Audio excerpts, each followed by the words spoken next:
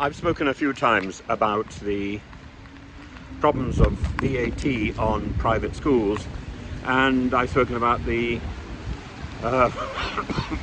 way this affects children with a on the SEND spectrum, whether they've been fully diagnosed or not, and I think I've also pointed out this affects military families and faith schools particularly. Faith schools have been closing quite rapidly over the last 10 years, and those few that exist perform a very needed job, which isn't often performed by the state schools. The state schools simply don't have the facilities to cater for example, Orthodox Jewish children, and the assurances their parents want that they're going to be brought up in the traditions of their faith. And so I find it terribly sad that Immanuel School, the primary school in North London, is now closed with immediate effect, and children will be sent to a school which is about 30 minutes drive away to complete their year, and after that I have no idea what will happen. This isn't about rushing through a policy and assuming it has no consequence. The treasury, when these issues were presented to it earlier in the year, said that it's not apparent that any small faith schools will be affected. Well, that simply isn't true, or it's yet another oversight presided over by Rachel Reeves. And I think it's getting too much when we know that this is a policy dictated as much by ideology as by any form of practical benefit that it's going to offer. And she's playing to quite a vicious base here, which assumes that all people who go to private schools are wealthy. Most people that I know who've been to private schools, their parents have scrimped and saved to make sure, or they've got scholarships or bursaries, as indeed I had, that make it possible. And indeed that whole bursary and scholarship thing is part of the charity that these schools offer. And I think we are shooting ourselves in the foot if we think that by destroying one bit of our educational system, which maybe ideologically some people don't like, if we think that by destroying that we are automatically going to improve another bit of our education system which isn't working well, that's the state system, this is pie in the sky. It doesn't work like that. We need to engage and improve all parts of our education system. It's simply not true that children are sent to all private schools because they want to get a better education, or because they want to get some sort of improvement and network. This is a fantasy based on the politics of envy, looking at places like Eton and Harrow. And Eton and Harrow, believe me, have their problems. And simply looking at Eton and Harrow, I'm walking down the street and there's another person cycling on the pavement again. It's sort of madness here, and dangerous. But this is about VAT on schools, and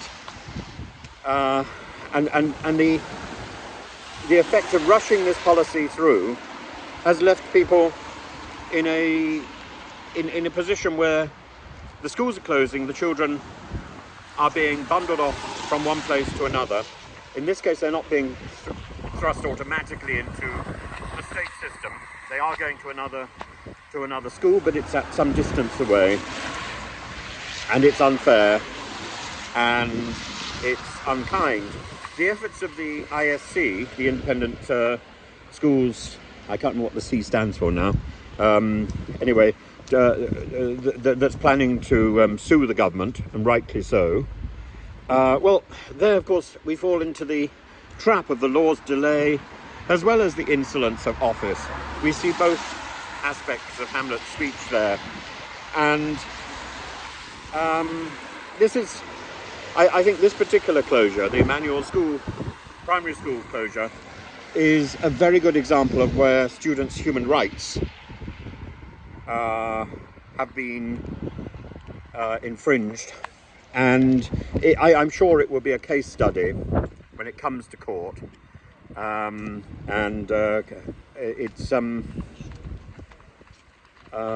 particularly given the Treasury's statement that smaller faith schools will not be affected.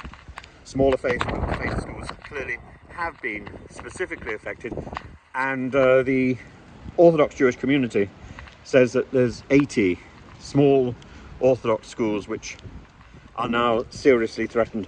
They're threatened by this triple whammy. It's because it's not just one thing, it's three things. It's the VAT, it's the business rates, and it's the national insurance employer's contribution. Those three things together, with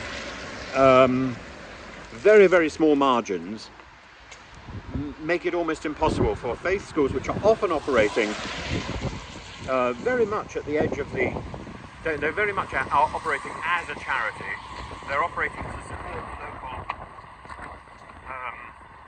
faith community.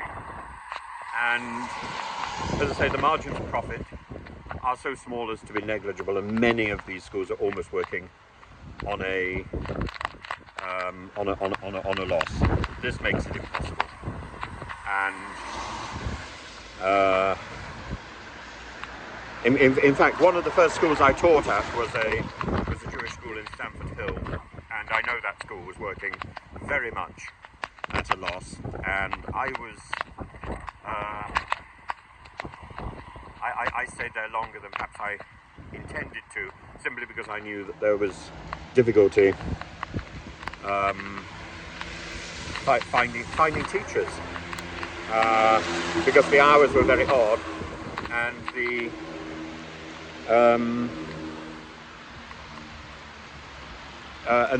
the classes were a delight, really. I must say, I look back on my time at that school with great fondness, and so I'm hugely supportive of Immanuel School and of other schools which I have no doubt will close because of this vicious policy. But do let me know what you think, and please refrain from this sort of obsessive thing about rich people, because these people are not rich. These people are people who have scrimped and saved because they know that the state schools simply don't provide an education which is tailored to the demands of a religious community, and that children won't get that education that is on offer in these schools in a state school. It simply isn't possible. There are state Catholic schools who do a very good job. There are very, very few state Jewish schools, and in fact I don't know of any. There may be some. You may know of them, but this will be a struggle, and I say I don't think this will be the only casualty.